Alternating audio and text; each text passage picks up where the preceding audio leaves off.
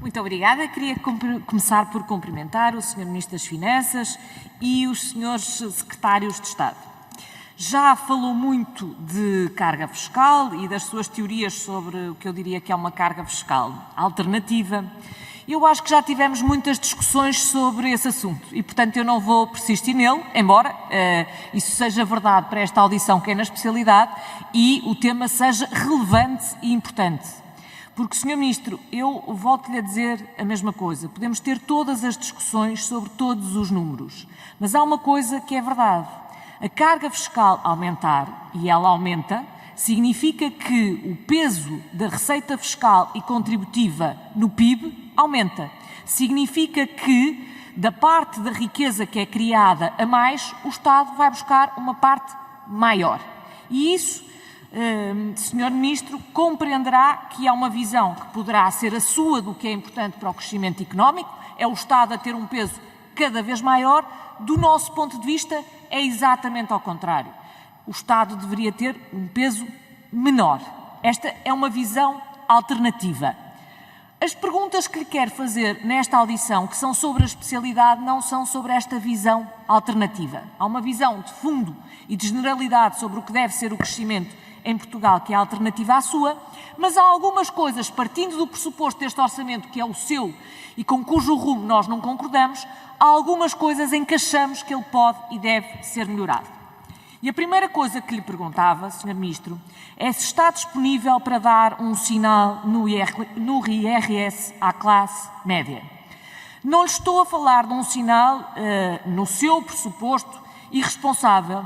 Não lhe falo de um sinal que torne o orçamento equilibrado, ou seja, sem excedentes. Estou-lhe a falar de um sinal que mantenha o excedente, mas que utilize uma parte desse excedente num alívio que não é o que o CDS acha que é necessário. O CDS acha que é necessário bastante mais, mas ainda assim um sinal de um alívio bastante minimalista, mas real, no IRS.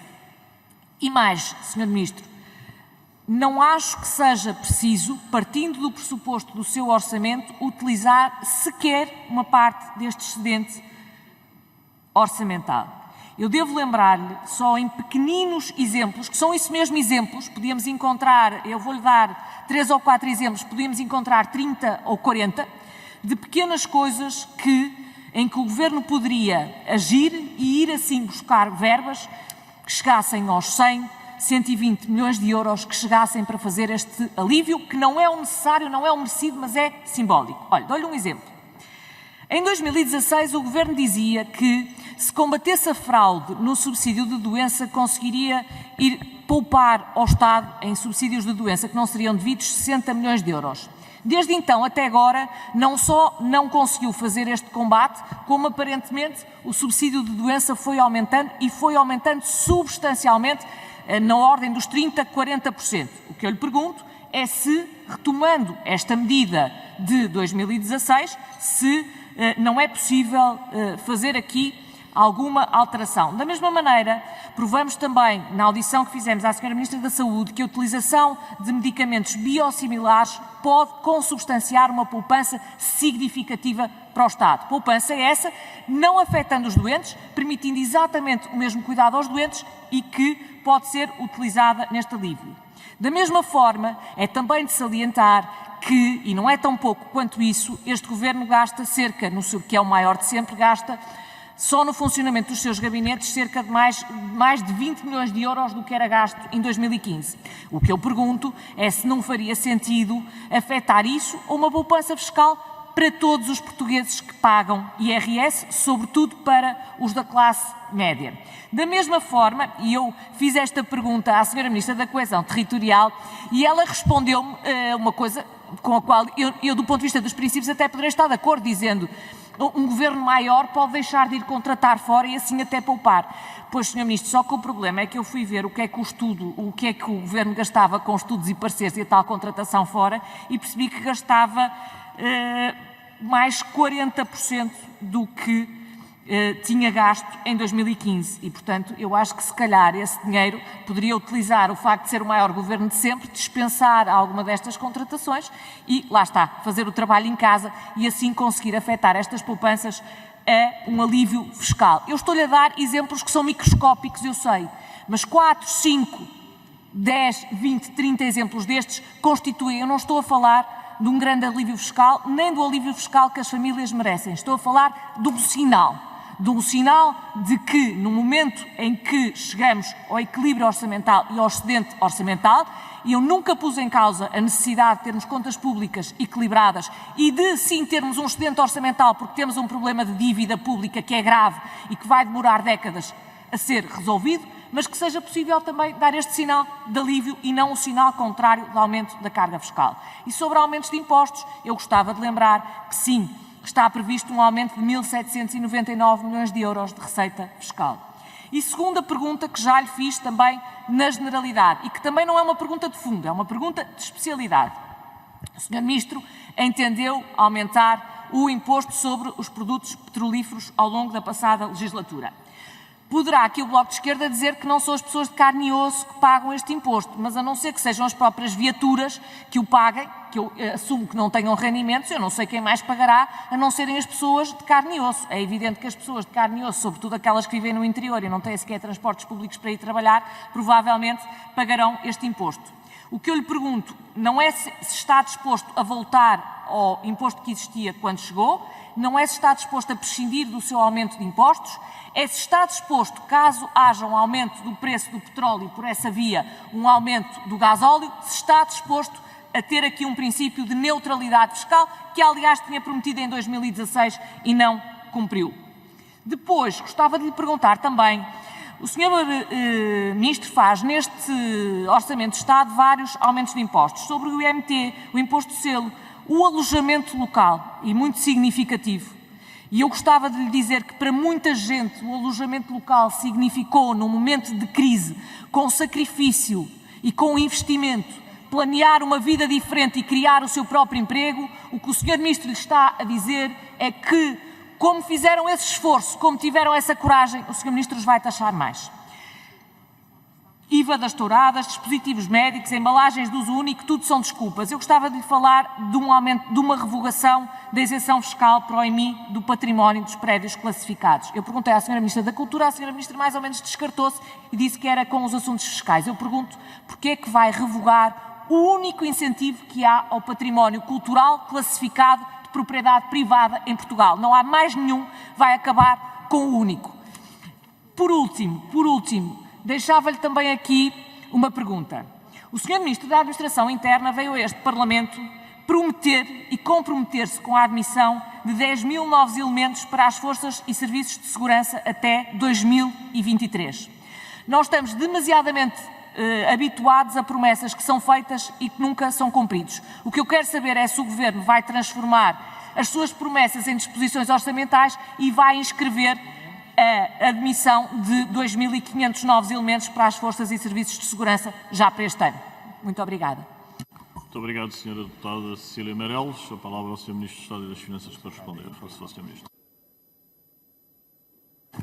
Muito obrigado, Sr. Presidente. Muito obrigado, Sra. Deputada Cecília Meireles. Sra. Deputada, em 30 segundos, podemos falar de impostos, podemos falar de bases fiscais, podemos falar de taxas desses impostos. Essa é uma discussão sobre impostos. Se trouxermos as contribuições para a Segurança Social à liça, estamos a falar sobre pensões, estamos a falar sobre sustentabilidade, não estamos a falar já sobre impostos. É este o grande erro que se comete quando se usa o indicador carga fiscal. De forma muito simples, tentando pela 25ª vez ou 100ª, como dizia o Sr. Deputado Duarte Pacheco, apelar àquilo que é o bom senso que devemos ter aqui. Uma coisa é impostos, outra coisa é pensões. Se eu tenho a receita das contribuições sociais a aumentar 28% em 4 anos, infinitamente acima, enfim, passo o exagero, daquilo que é o aumento dos preços e do PIB, nós, se tivermos a ter essa discussão, vamos ter uma discussão sobre sustentabilidade da Segurança Social, ponto. Não estamos a discutir sobre rigorosamente mais nada. Se nos ativermos aos impostos, Banco de Portugal, Comissão Europeia, Banco Central Europeu, INE, Conselho de Finanças Públicas, todos já demonstraram que as decisões que foram tomadas sobre impostos foram no sentido da sua redução, do seu esforço em relação à evolução do crescimento potencial em Portugal. Isso é verdade, e é verdade, por exemplo, também em relação à questão que coloca em termos do ISP. Ainda assim, desde o Orçamento de 2017, esta questão tem sido enquadrada naquilo que é a posição do governo português sobre a ação climática e o combate àquilo que são atividades poluentes. Na gasolina, todo o aumento que foi realizado em 2016 foi revertido. Não há aumento do ISP. Não há aumento do ISP. No gasóleo foi revertido metade desse aumento. Mas com uma questão. Fizemos convergir aquilo que é a imposição fiscal do gasóleo, que é altamente poluente, para a média europeia. Portugal estava abaixo dessa imposição e fizemos-lo convergir. Podemos divergir da dimensão destes números e do seu significado, mas este foi o racional. E insisto, na gasolina não há nenhum aumento, já hoje vigente, face a 2015, naquilo que é a contribuição do ISP, e no gasóleo fizemos convergir com os nossos concorrentes europeus. Há sinais, Sra. Deputada, no IRS, há sinais já este ano. A medida do IRS jovem, que abrange 160 mil jovens contribuintes, no seu início de vida ativa, é uma medida muito significativa de alívio fiscal, 30%, 20%, 10% em cada um dos 3 primeiros anos, de alívio fiscal aos jovens. A mesma coisa se diga do aumento da dedução a partir do segundo filho. É uma medida muito significativa de apoio à natalidade, transversal a todos aqueles que pagam IRS. E no programa de governo temos um sinal para o futuro, que eu há pouco recordei também na resposta que dei ao Sr. Deputado Duarte Alves. Há um compromisso para 2021 de, na reforma dos escalões do IRS em 2021, dar um novo sinal destinado, em particular, à classe média no alívio do IRS. Sem choques fiscais, confesso-lhe, eu não acredito em choques fiscais, sem descontrole, porque os portugueses não entenderiam nem compreenderiam, e aí estamos de acordo. Ou seja, há sinais, esses sinais estão enquadrados. Na questão que a senhora deputada me coloca em relação às outras despesas e às fórmulas de racionalização da despesa pública, estamos totalmente de acordo. Nós temos que continuar o exercício de revisão da despesa. A criação dos centros de competência na administração pública tem essa perspectiva. Estamos, obviamente, atentos a essa evolução e é nossa intenção continuar nessa valorização da administração pública e da redução dessas despesas.